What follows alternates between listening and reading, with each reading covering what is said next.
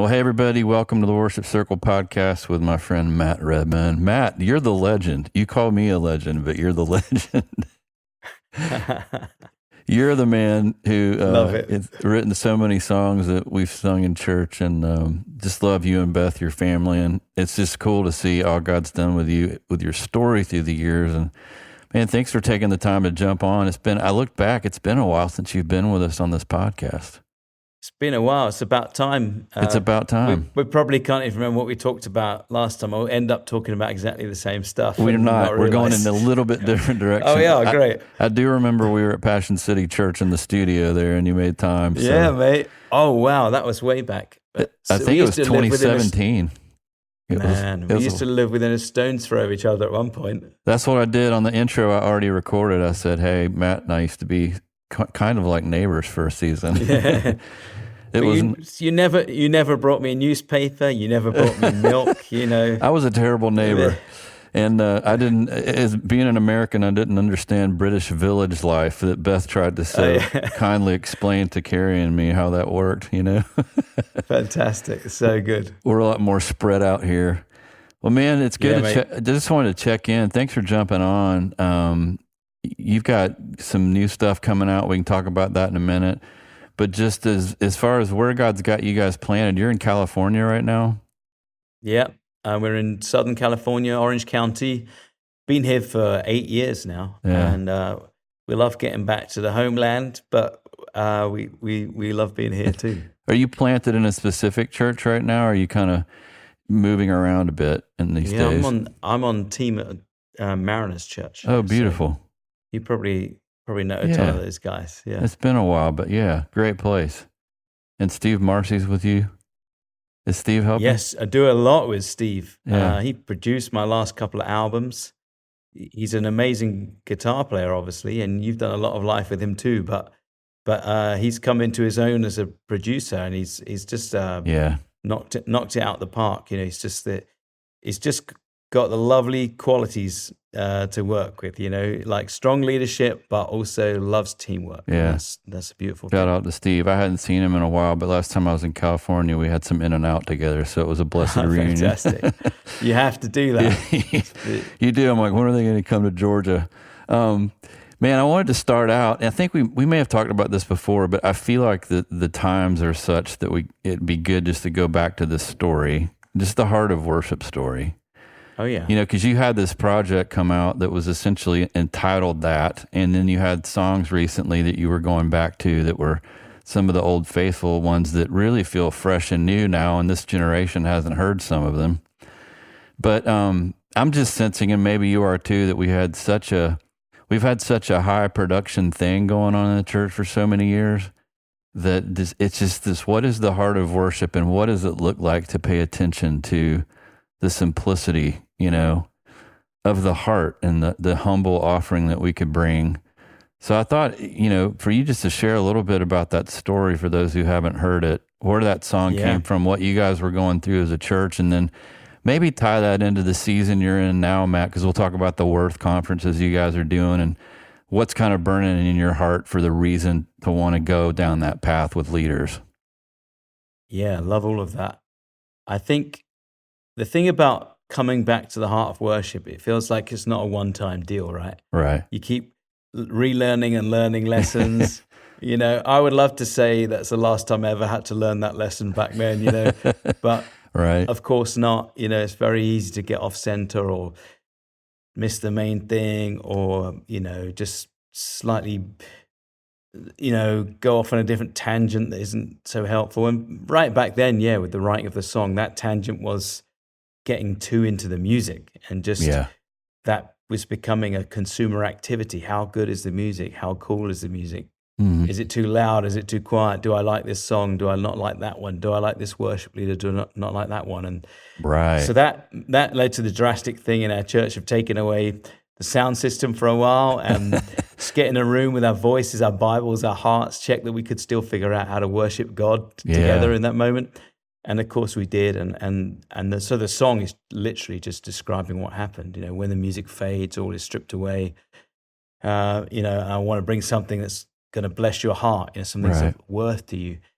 And I guess at the time we had no idea that song would resonate with other people, because Right. it really was a literal description of what happened in our own congregation.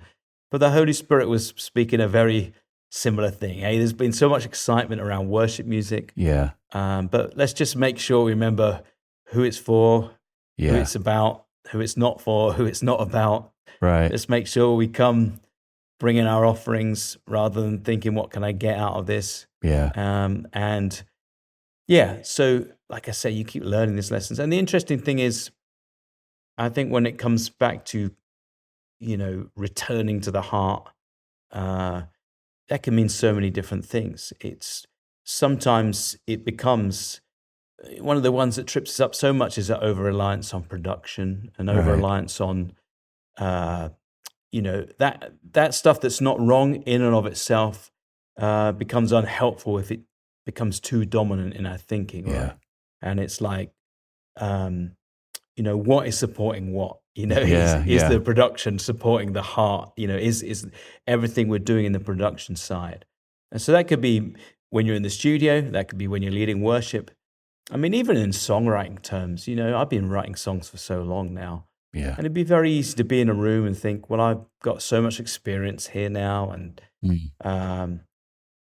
that's just like a deadly kind of attitude to go in with, of like, I'm an expert, because everything about what goes well when it comes to worship is about dependence, is about trying to keep your motives pure, and so I think coming back to the heart of worship, it touches the whole of your life, and it touches ministry life as well, like on the stage, in a songwriting room. The pursuit of that and the importance of the pursuit of that shows up everywhere, and I think it was great in Vegas, to re-record that song and tons of the other older ones. And for me, it was definitely more than just a trip down memory lane. It was like, oh, yeah, I really resonate with the heart of what I wrote back then, and I hope that I can retain that heart today, even though things are more complicated, even though I've been in this for a while.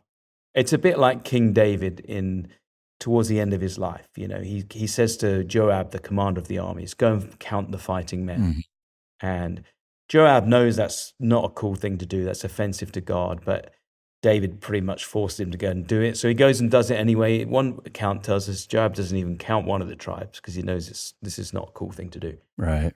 By the time he gets back, obviously David has realized he's wrong and he repents. And great thing about David, he gets back to true north pretty quick, right? And it leads to that classic line, I will not sacrifice to the Lord, which cost me nothing. But the point is here, right? If you've got this king with all this power and experience and fame and fortune and everything he could want in that regard, but has he lost touch with that little shepherd boy heart that he had? Right. That little guy who went out to fight Goliath when no one else would face that guy. He cared too much about the glory of God to just walk away. And he had such a great sense of dependence on God. So he went into the fight, and obviously an amazing victory that day. But you could contrast the heart of that little guy right then to the heart of this king, and you realize, okay, he's lost some humility, he's lost some dependence. And I think that's the same for all of us, right? Things can get exciting around us. Maybe you're trusted with a different arena you haven't been trusted with before, or maybe one of your songs gets some momentum. Whatever it is for you, can you still retain the heart of that shepherd boy who just was in it for the love of God, and because he loves God's the honor of God's name so much? Man, it's just I'll just tell you, as your friend and as a brother on the journey, like that song and so many of those songs. And I'll tell one other story, but sometimes when I'm in a place and it's like, people don't seem to really be engaging or singing.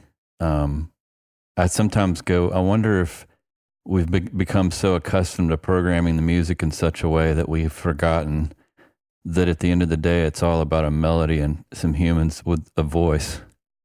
Yeah. And I think about you, Matt, because it's like, that's the heart. And I remember from rest retreats we've done a worship circle, whether it was Christy and me, it's like, what's the song we're going to sing first? It's that one. And even today, man, just to, say thank you. I'm helping out a church in Atlanta called Peachtree Presbyterian. Colin and I have been leading there and playing with some friends. And we just got this sanctuary renovated today, and we did our first sound check in this space that's seen so much ministry. And, the band's playing. We don't use click, computer. It's just humans. Brian Scoggins on drums, you know Brian. Oh, I love Brian. Yeah, he wrote on my social media today. Yeah. he's a good man. Man, he's playing with us, and his son Brady plays some, and his son Max plays bass, and it's just a family thing. And I didn't even plan this, but we started singing "Better Is One Day," and it was like the first.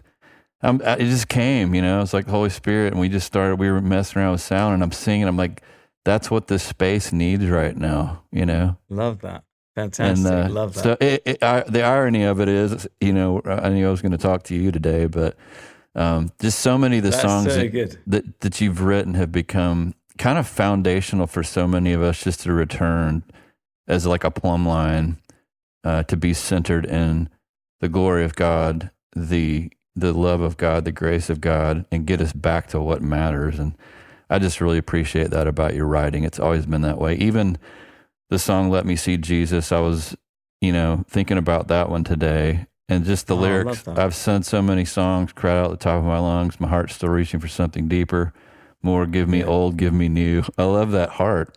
Sing the truth and praise. Let me see Jesus, and isn't he wonderful? When I heard the chorus for the first time a while back, I'm like, that sounds like Matt Redman. Oh, you're so cool. It's such I'm loving leading that song right now. And it feels just great. Because I feel like my heart connects with it so much in terms of what it's saying. It almost, I'm who knows if anyone will end up singing this song, but for me, when I lead it feels like the kind of sequel to Heart of Worship in terms of the theme of it. Just in terms of, in fact, I often lead "Let Me See Jesus" and then straight into Heart of Worship, and it's a beautiful little moment. Sometimes I throw a little "Turn Your Eyes Upon Jesus" in there too, but that's a nice little trilogy of songs right there. What is it? Because I'm sitting here and I've heard this song, but I was kind of preparing for today, and I was listening, Matt, and I heard it, and I'm like, we need to do that in church. And there's this risk we all have of going, this sounds like something I want to say with the people of God. And at the same time, it's like, I don't fully know it yet, but I'm going to ingest this song. I'm going to live with it. And then I'm going to risk bringing it to the people of God and seeing what the Lord might do with it. And I'm just listening to it. I can't wait to introduce this song because we haven't done it yet. And I'd heard it on your album a while back, but I'm singing this chorus, and I'm like, my soul wants to say that, Oh, fantastic. It's not like, sometimes as writers we can go, it kind of feels like that one came out of a writing room, where we got too much in our head. Yeah. And then that's easy to do. Yeah, it is. And that's okay. And that's how some songs come out. But the ones that I found like stick come from this deep place that are just really honest, and this feels like one of those. So I love that. Bravo, that's friend. Really special for me to hear that. My favorite line is "It's all for you, my heart's ovation." Yeah, I love this idea of our heart giving him an ovation. Was that who wrote that? Did you write on that? Me, Evan Wickham, Leonard Jarman. Beautiful, great people. I just love it, man. The chorus sounds like you. Because I remember writing with you some, and I was like, you're reaching for something here. It's so good, and it moves the heart. Thanks, mate. That means a ton. Thank you so much. You've got a Christmas EP coming out like tomorrow, and this podcast you guys will release.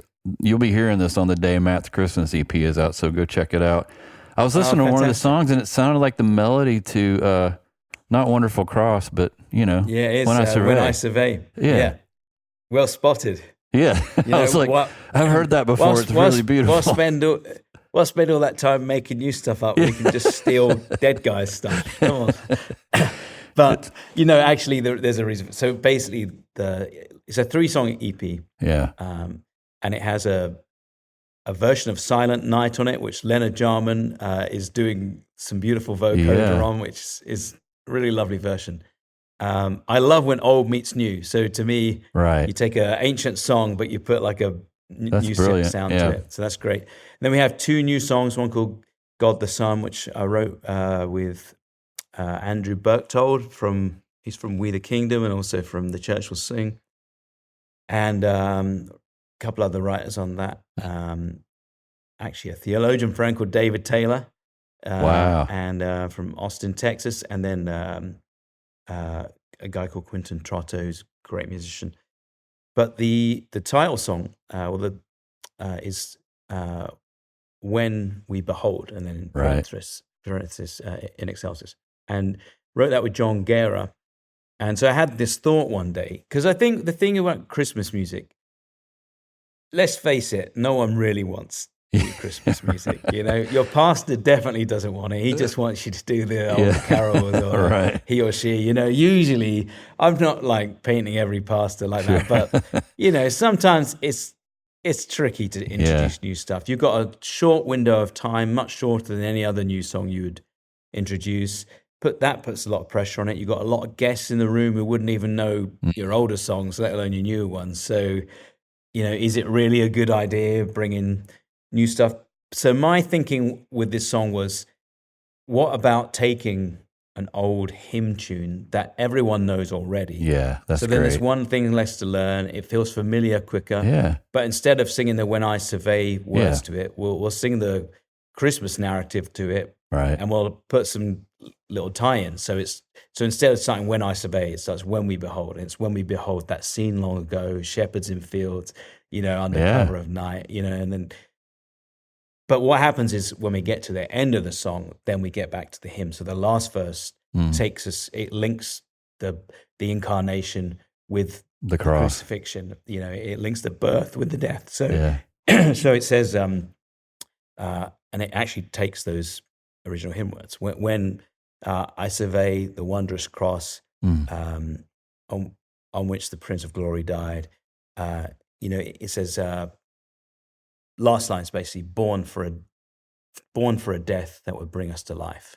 Wow. And so just trying to do a little clever link in of everything on the last line of the song. But I love it. That's the plan with that, yeah. That reminds me of when I first met you, we were in the green room in North Point talking about "There's a Redeemer" by Keith Green. Oh, yeah. And we were talking about those three sections, and it was similar. It's like, you know, it's taking a journey somewhere, and it sounds like you did the same with this song.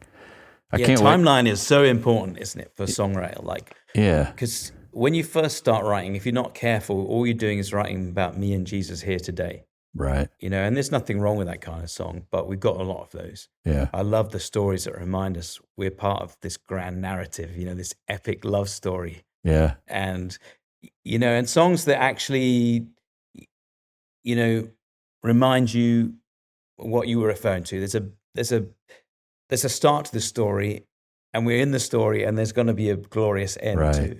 You know, and it was Graham Kendrick.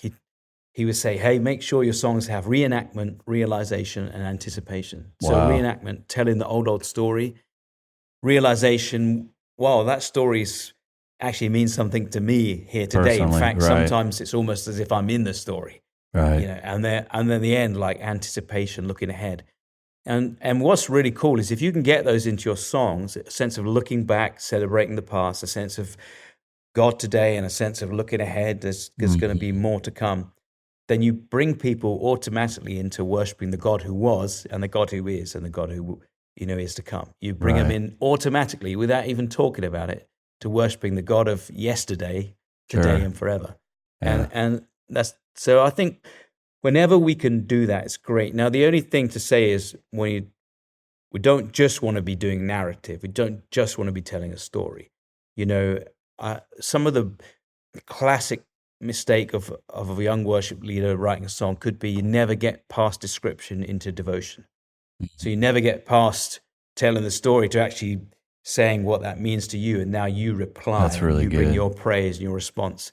And so you want to make sure at some point you stop describing, because some songs, they describe something in the verse, and then in the chorus they're still describing, and you get to verse 2, it's still describing, and the bridge, we're still describing. But actually you want to break it out at that point and get into devotion. And really, description is the launch pad for devotion, right? If you say something amazing about God, Right. now give us a chance to tell him what we think about it. Yeah.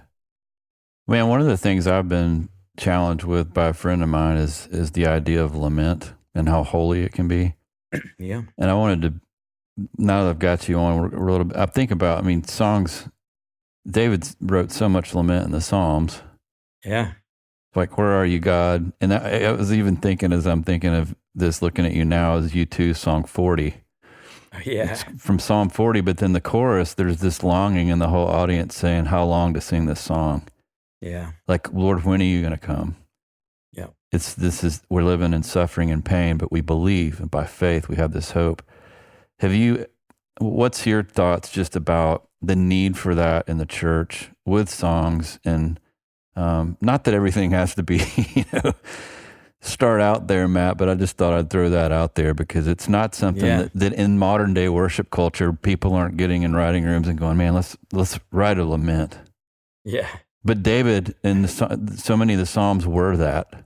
Yeah. God, I think Eugene you? Peterson, the late Eugene Peterson estimated about 70% of the actual content of the Psalms was lament based, which is pretty heavy statistic, right? Right. And I think that one thing you can say, quite often in these Psalms, there is a resolve. There is a point when they get past that. And they either say, but I'm believing for better things, or they say, but I will praise you within this, or they help themselves see the big picture. Yeah. But even when there's no kind of resolve, there's still always reverence. And that's what I notice about the Psalms. Like, even when they don't resolve, they never leave, they never kind of lose that tone of reverence. Right. So I think that's a really good pattern for us. Like, if we're going to be really real and raw in our songs, yes, do that, but never cross over that line to like not being reverent, not being reverent. You can. 'Cause I think it's really important. It's good. I think lament's an interesting thing because it can touch, and there's no one escapes pain, right? No one escapes stress, suffering, struggle. So immediately that song is going to be relevant to people, right? And it is going to perhaps be a window onto the heart of God. And so I think there's a lot of very good things about it, and I think it's absolutely amazing that God lets us do that.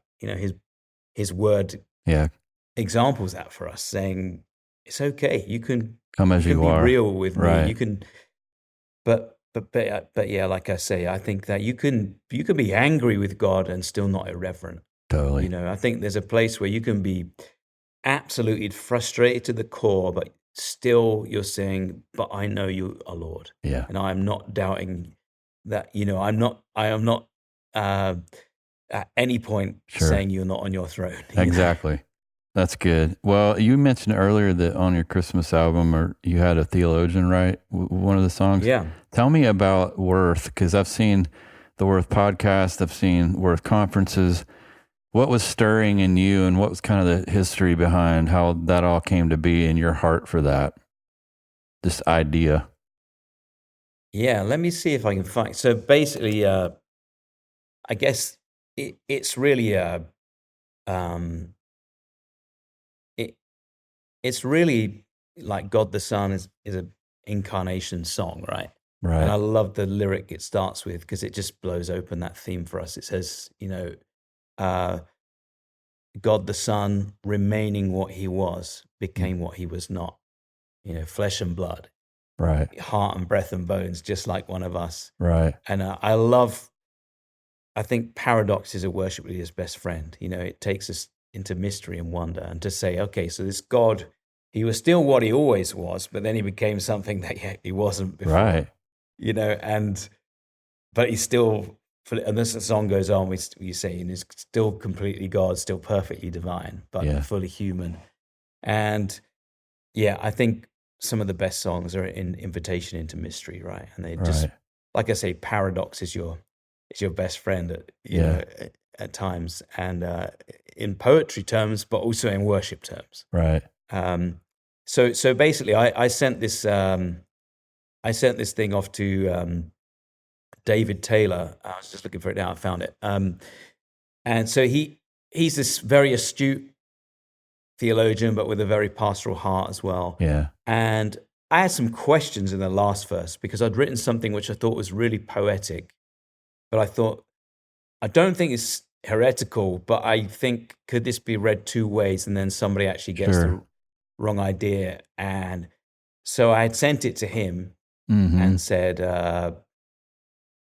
is this bulletproof? Is this watertight? And he came back, and what was brilliant was he didn't just go, yeah, no, what you say is false, or, like, that's incorrect. He actually like, hey, so in his kind of pastoral wisdom and his theological head put together, he's like, hey, so if it was me, I wouldn't write that because that could be misconstrued. It could be, someone could think you're saying something you're not. And but then he goes, but he goes, but how about this? I'm wondering if a third verse could explore a different idea than space and time. This is a text ad from him. It could be something like the sovereign of heaven who becomes a subject, becomes subject to earth, or the invisible one who becomes visible, or the face of God in the face of man, or the eternally begotten of the Father who becomes begotten of Mary, the mother of God, or the immortal one who becomes our brother, or the one who is the fullness of God who becomes emptied out for our sake, or the one who sits at the right hand of the Father. And he kept going, who kneels before us, the servant of all. Or it could be the infinite one who becomes finite in the flesh of Christ, or it could be the omnipotent one who becomes powerless at the cross in order that we might experience the power of the resurrection. And he kept going. Or the all-sufficient one who becomes needy for food and drink, care and comfort. Or the righteous judge who lets himself be judged so that we might go free. And I was like, okay, firstly, everyone needs a David Taylor in their life because, he's not going to let me be lazy with that last verse. But also, he hasn't just told me, no, you can't do that. He's actually said, but here's 20 other avenues you could go down. And it made me think, man, I mean, I had a lot of thoughts. Number one, this is why worship leaders need theologians. We don't want to be trusted with this whole thing on our own. And we have to, we got 30 minutes every week to tell people what God looks like. That's kind of an awesome responsibility. Yeah. I would rather not be doing that on my own. I need people like David Taylor, But to invite that in, but again, like, it just spoke to me of like, let's not be lazy. I wrote some words that rhymed and I thought they were cool. And I had this little word this line in there, which I thought was maybe profound, but I was worried it wasn't completely watertight. And he comes back and gives me 20 other things. And I thought, man, as in terms of our approach, we have to dig and we have to get to grips with this. We have to contend for things. We have to wrestle for things. It's so easy to give up very quickly. And so he became a part of the writer on that song, which is cool. But more to the point, I learned a big lesson that day of like, don't want to be doing this on my own. I need people like that around me. And also I need to work a bit harder myself. So did you bring that experience into the whole Worth conference idea when you guys gather? Is it kind of an infusion or blending of paying attention to that? Yeah. Yes. That was the heartbeat behind Gather, thinking like, okay, theology is so important when it comes to worship, but most of us, we're not trained theologians. I, for one, came into worship leading because I could play a bit of guitar, and I reckon 90% of my friends who are in it because they came in through the avenue of music. Yeah. They did not come in by being ordained or trained, a theologian but if you look at a lot of the old hymns, they did. Like a lot of people who became the songwriters of that day, they were fully studied up. So it doesn't mean that you're disqualified, but it just means you have to recognize, I'm going to need some help here. Yeah. And that's what Worth is. Like if people want to check out worthworship.com, they're the conferences we started putting on. We've done 3 so far, one in trying to do them in places of learning. So the first one was Washington, D.C., Museum of the Bible. Yeah. Second one, Biola University here in SoCal. Third one at Wheaton College in Illinois. And just bringing in a theologian or two each time. That's great. To stir us up, stretch us. David Taylor was at the last one. He was speaking on why putting Christ back into Christmas isn't enough. And he was talking about how, if you look, there's hardly any Trinitarian theology in Christmas music. Yeah. And not just in the modern stuff, but actually even people like Wesley, like there's a little bit of a there's a real lack of it historically as well. And he's saying that's really kind of outrageous when you think about the part that the Father and the Holy Spirit play in that story. And his point was like, he was soloing in on Christmas, but his point was like every aspect has to be Trinitarian. When it comes to Easter, Trinitarian. When it comes to different themes, the cross, the return of Christ, a Trinitarian approach. And so we bring these people in, and then some deep wells who are songwriters that we would know. Ben Fielding, I mean, he's all over everything, right? Jason Ingram, Pat Barrett. We've had Leland in, Charity Gale. Just had a brilliant team. Just trying to say, hey, can't learn everything in a day, but we can change our mindset and our approach in a day. Yeah. And be like, hey, I wonder if we could go away and take the lyrical content even more seriously than ever before when it comes to representing God in our songs. When you mentioned the text he gave you with all these different... Oh, yeah. I literally could picture, Matt drilling for oil and you struck the mother lode. It was like, there's so much more, Crazy. Isn't that amazing though? Yeah. It's just amazing how there's so much more to God than we can imagine. Yeah. And we're so limited in our understanding. And a lot of it's because of the environments we're in or the distraction. But guys like C.S. Lewis and Eugene Peterson, there's just so many people that studied them more. And we do need that in our writing and our songs, because the ones that don't have that aren't going to live past the next decade, Absolutely. They're just not. Yeah, it's very, very important. I mean, it's just for the health of the church and for the worshipers, right? Right.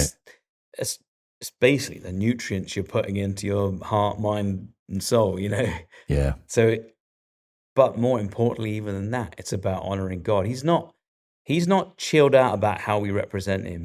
If he was, we wouldn't have a Bible. Yeah. We wouldn't have book after book, thousands and thousands of chapters, telling us this is who I am. This is what I look like. This is what my names are. And each one's another clue as to who it is you're worshiping here. Here's what I've done in the past. Here's what I'm going to do in the future. Here's my ways. Here's my deeds. Here's my heart.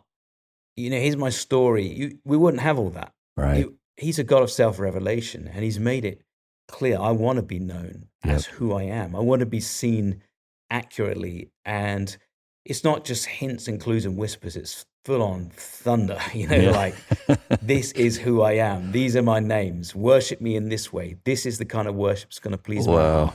This is the kind of offering that means something to me. So you don't get to leave stuff out. You don't get to make stuff up. It's very prescribed, right? Wow. And so I think that's what we're trying to pay attention to with these Worth conferences, and we'll do some more next year. I'd love people to check those out. I want to come to one, man, just to be there. I'd you got to come and hang. See you guys in here, and just having this conversation, Matt. I hope it's doing this to the listeners, but it makes me want to sift through the meaning behind the things I lead more. That's good. And pay attention to what it's saying and why. And that leads me. I want to touch on the thing you're doing with Jenny at the end here, but real quick, one of the questions I had, man, for a lot of us as worship leaders, there's this balance between, okay, as I prepare song sets, as I am entrusted to lead these people, there are songs on my heart that I know are true to my journey with the Lord. They're real for me. And when I sing them, there's life there for me. And then there's teams and there's opinions and there's, tastes and all that when you get in certain situations where when you open yourself up to that, it's literally a balancing act, right? Yeah. Just so any encouragement for teams out there listening, and Steve Fee and I have talked about this some before, but just the idea of, encouraging people to let the song come from their heart and where their own, it's real for them. It's not, hey, sing this because I told you to. Yeah. And just how do you shepherd that, and how do you build trust in that as a team? And that could be a whole other podcast, but I thought I'd ask you that question just because it was on my heart, because I know so many of us, Sunday after Sunday, there's so many songs and everybody's got their favorites. And Yeah. that, and then it's like, God, how do I bring an honest, true song for me? And yet also submit to what you're doing in this place.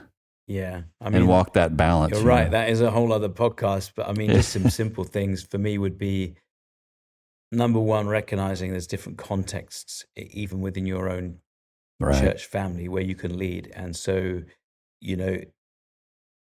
how it seems to work is in the bigger meetings, you're going to get a little bit less say Right. about what, because there's a bigger team deciding things and there's more people that need to be honored Right. in the equation. And just the basic fact that if you've got 10 worship leaders on on a team, Yeah. not all of those people are going to be able to bring their own songs. Sure. Right? So, but there's other contexts, isn't there? There's prayer meetings and there's team meetings and there's, there's all sorts of ways normally where you can find a way. Like one way we do it here is we have these nights of worship, and they're really the nights where, whoever's leading that can pretty much bring a new song, and it's not a big deal. It's not going into the repertoire of this weekend service necessarily. It's just a bit more freedom to even, I wouldn't say experiment, but but bring something that hasn't had to go through that whole process in the same way.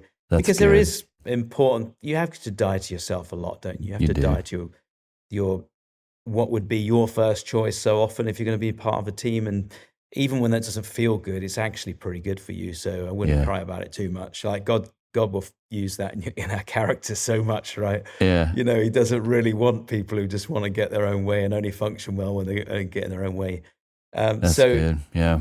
So I think there's all that dynamic, but the more positive thing I would say is, well, try and write as a team as much as you can. Mm-hmm. There is something very special about when you have a song that came within your church family. Yeah. Maybe you're singing 90% everyone else's songs, but maybe there's that 10%. Yeah. And so if you really want that to be a win for everyone, try and include as much of the team as you can. Maybe have 5 or 6 of you worship leaders from, on it together and involved together. And because then everyone has a sense of ownership in it.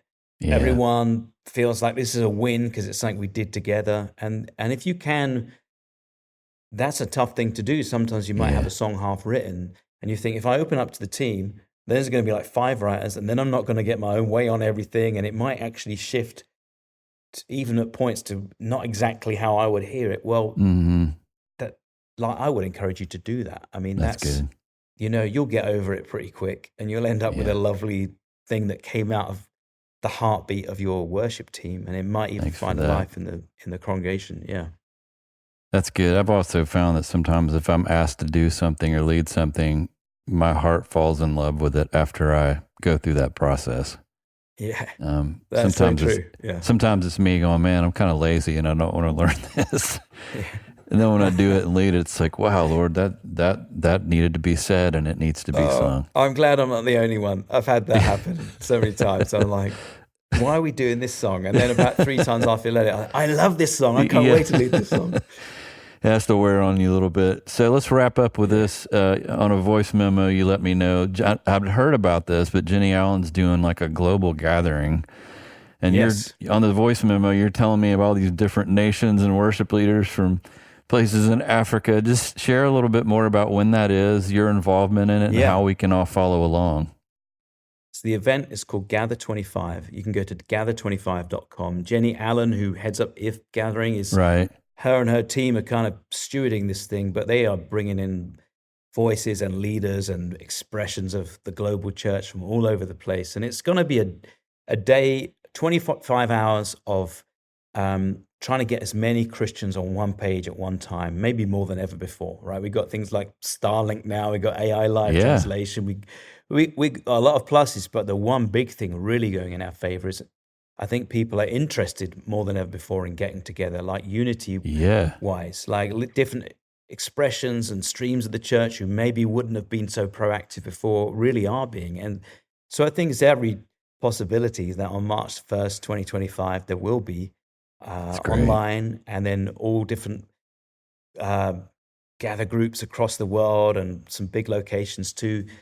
I think there's a good possibility we'll be more worshipers and intercessors and people from the global church than ever before. And I think they've already got like 6,000 groups signed up, and we're a long way out still. And Wow. so you could get on gather25.com, but I've had the privilege of being part of the album that's going to accompany that. And Good.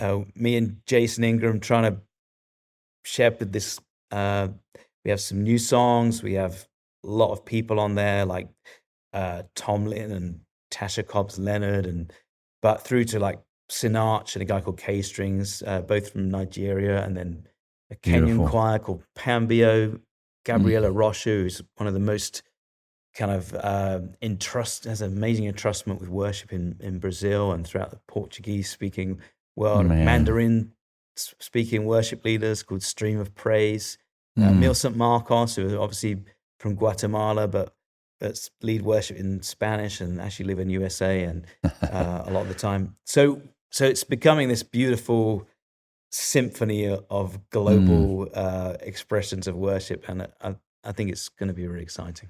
So where will you be during that broadcast? Will you be in California? I think I'll be in New Zealand, I think. Okay. Yeah, I think they're doing a few hours in London, a few hours in Romania, an hour with the Underground Church. Wow. Somewhere in South America, they're doing Dallas, they're doing Auckland, New Zealand, Beautiful. Singapore. It's going to literally go across the globe. I think it's going to So be very, very you'll be on powerful. a team in New Zealand, and you guys will have a spot, and Yes. you'll lead for a time frame, and then they'll toss it to another region. Yes, That's going to be so beautiful, Matt. yeah. I'm glad you mentioned that, because I want everybody to. You'll probably be seeing more ads and stuff on social media, but we can't miss that. It's going to be a beautiful gathering. Yeah, I think it'll be wonderful. Wow. Well, Matt, So thank good you. to talk to you, mate. Yeah, so good to talk to you. Thanks for jumping on with us, and it's always a pleasure to have you, brother. And best wishes to Beth and the family, and to Mariners Church, and all the things that God's Absolutely. given you to set your hands to in this season. We pray a blessing on it and His peace and presence in your life, my friend. Thank you so much. We'll hang more, but it was great to chat today. Yeah, it was good. Thanks, buddy.